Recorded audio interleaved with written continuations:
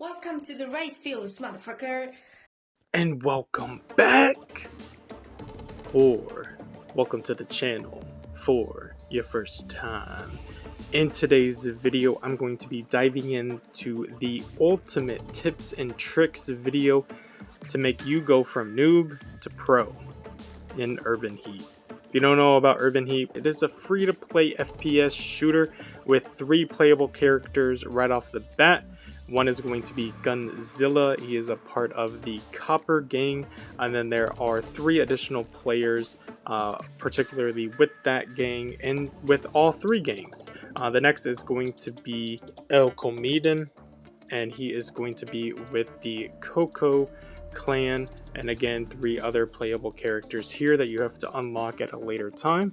And then we have the Cool Kid, who is going to be a part of the Carbons gang. Now we're going to dissect each character and then each gang and go over some of their special abilities here. So my favorite character is going to be Glock and Roll. You're going to see a lot of her on this channel, and so essentially with each one of these playable characters in each gang, they have a ultimate, which in this case, for this particular clan, it's going to be their tactical shield. This is great for utilizing space.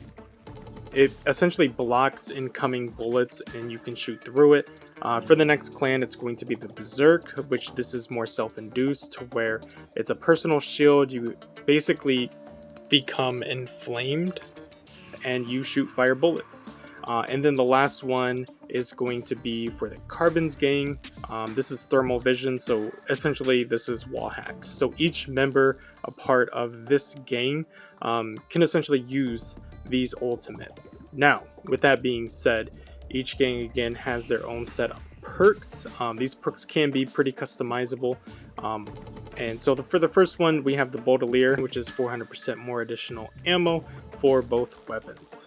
Be prepared, an inactive weapon is passively reloading 10% of its magazine.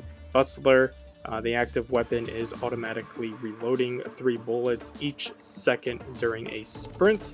And then lastly, we have the Sniper, which is activating weapon and power makes aiming 50% faster and also makes weapons 40% more accurate on ADS.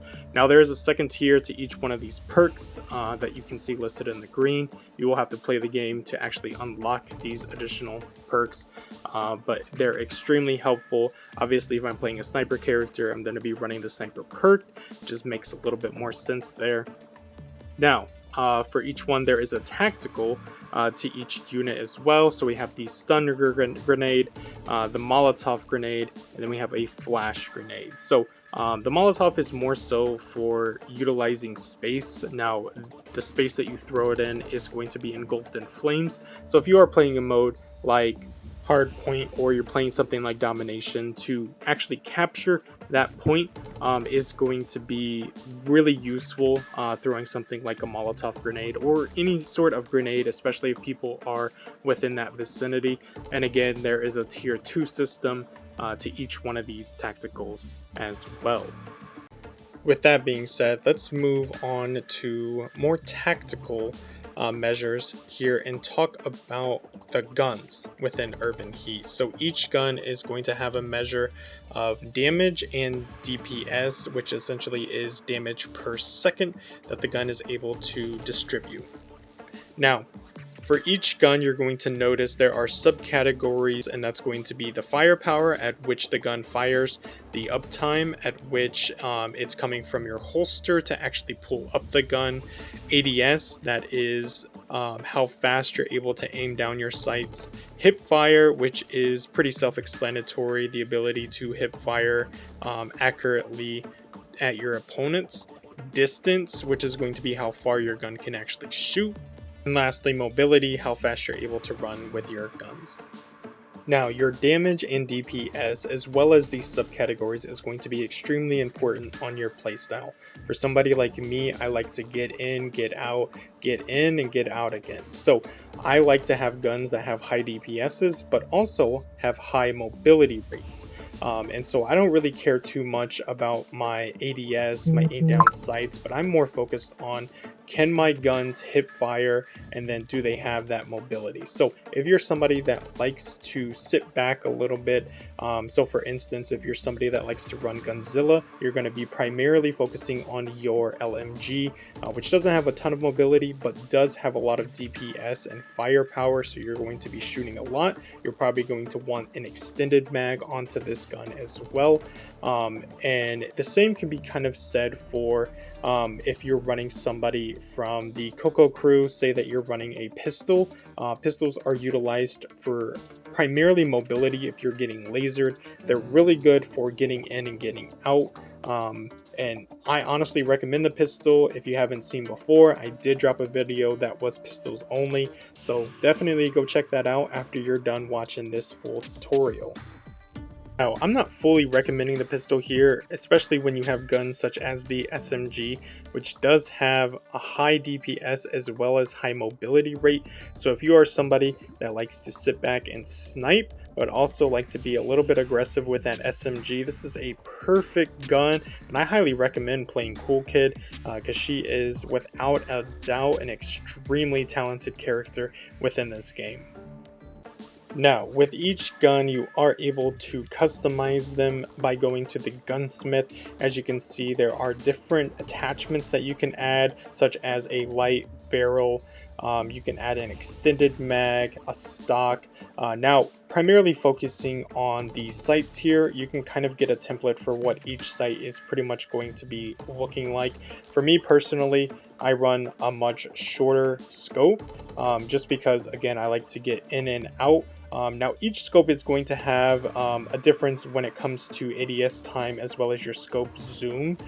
So if I'm running something like an AR, I don't need a 6x scope to actually zoom in because it is also going to cause more recoil for me to control.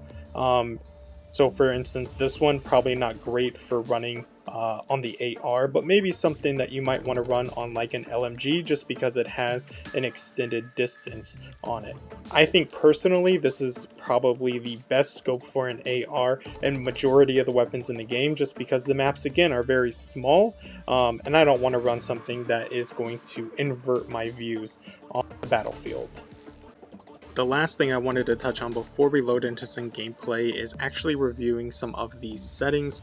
I feel like the settings are very important. You can change your name, join the Discord, which I highly recommend just for connecting with like-minded players. You can also change your world FOV and then change kind of like your sliders when it comes to sound and music levels. For me personally, I really like the world FOV to be max, and you can also change your aim assist as I kind of shown you there, which for playing an FPS game you should probably keep that on unless you're doing a challenge, and then you can kind of rotate how you're actually doing some of the settings when it comes to throwing grenades, change your sprint sensitivity, and then you lastly can customize your HUD, which I think is very pivotal for making sure that your fingers are relaxed, especially on your phone. Now, without further ado, let's get it cracking with some action. Okay, so before the match even begins, there's a couple things that I want to point out. You need to understand where you're playing. In this case, we're going to be playing on the map Docks. To me, Docks, you have to have mid-map control. I feel like that is pivotal in winning this game. As well, high ground is key on this map because there are a lot of places that you can go in high ground. I'll kind of pinpoint them here. And so throughout this gameplay, you will see that I'm having high ground or we are securing mid-map control. Another thing I wanted to point out is that how you know you're up against another real person is that you will see battle unit in their name. So without further ado, let's hop right in. So we are starting in the left quadrant. So what I'm going to do is actually go mid-map again. You can do this by climbing this ladder right here. On the opposite side, they have a way, so I always like to kind of peek and see if somebody's coming through, and there isn't. So right now, I have high ground, we have mid-map control, and I can see that my team pretty much wiped out theirs. With mid-map control, you can see that I'm able to kind of spawn camp in a way. And so right here, that's pretty much what I'm doing, making sure that we are off to a great start, and it's already 10-1, right? So again, mid-map control is extremely crucial. Now they're kind of spawn camped, you kind of have them back there, and then especially with the AR, you can kind of just hold them specifically to this back point. Now, that's not to say that I'm encouraging spawn camping, but specifically when we start seeing matches, hopefully we get a rank system. Maybe they will pivot how people are actually inputted into the game. So this is kind of a problem right now. You can obviously see that we're up 18-3. Mid-map control again. It looks different, so I'm actually kind of in their right corner right now to where they started out into the map. And they pretty much don't expect this, right? Not even their actual live person, the battle unit. And so pretty much this is what this looks like. Specifically, another place for mid-map is going to be stretching out to the leftern quadrant where we kind of started. I kind of overextend here. I should have died. I didn't. But honestly, if that was a real person, I'm probably dead. So that's a mess up by me. And again, the shotgun is so effective at close range. Again, this is honestly why I play Glock and Roll. I'm able to run around with an AR. You saw somebody on to the right. If that was a real person, I'm probably dead again. But the score is 30-8. And I hope that was kind of informational for everybody, and kind of showcasing why mid-map control is so crucial. Okay, so I have one more showcase for you, and you can see that we have a different battle unit on the other side.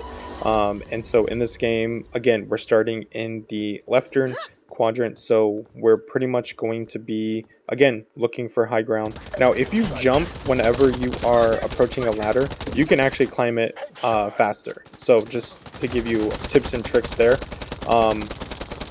So again, we kind of have mid-map control. I'm coming down with my shotgun now. And so we no longer have high ground, but we still have mid-map control. And so that, again, is pretty crucial.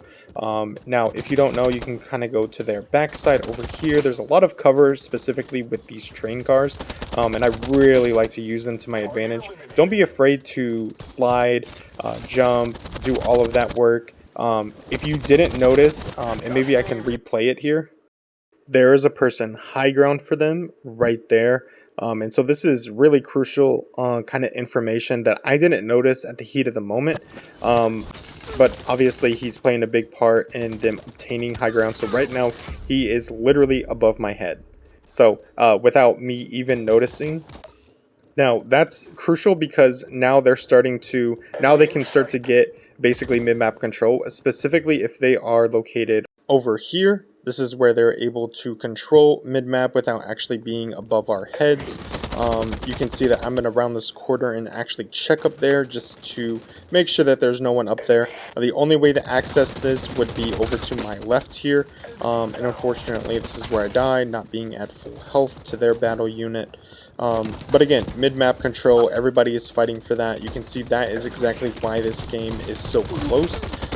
Is basically because we have flipped sides. Now, I'm not always going to ADS my gun. I think it's extremely helpful to have a gun that you can hip fire with, because there's going to be a lot of opportunities for you to hip fire. There, I probably should have actually aimed down my sights, and probably should have paid and actually died there. Luckily, I am in cubby, so they can't actually see me, and then my teammates have my back. Because without that, if he would have turned around there, I would have been dead. But this is an example again. The shotgun is a one-hit wonder, and now we have mid-map control. I'm running around with my shotgun, which actually does have a cooldown effect to where I can run a little bit faster. Specifically when you start seeing those bullets in the chamber and it's fully charged up. It's going to hit hard, it's going to make you run faster, and it's honestly just an extremely explosive gun. Here we're kind of in cruise control. We need about 4 more kills. Now they're still hanging tough with us. We've lost mid-map control, and I'm trying to regain that back.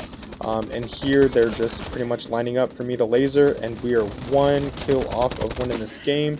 And there it is. So again, mid-map control, extremely crucial, making sure that you're playing high ground, making sure that you are using the arsenal that you are using to the best of your ability, essentially, and honing in on your skill sets.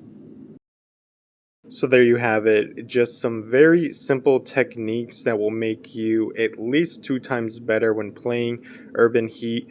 Some of the movement text that I didn't mention is that whenever you hold down your slide button, you can actually slide for a really good distance, and it's extremely useful. So I highly recommend holding down that slide button, getting a burst of speed, getting to where you need a whole lot quicker. And again, for those movement techs, you can actually jump onto ladders and you will climb a whole lot faster. When it comes to gunplay, you're always trying to aim for the head. Headshots do the most damage.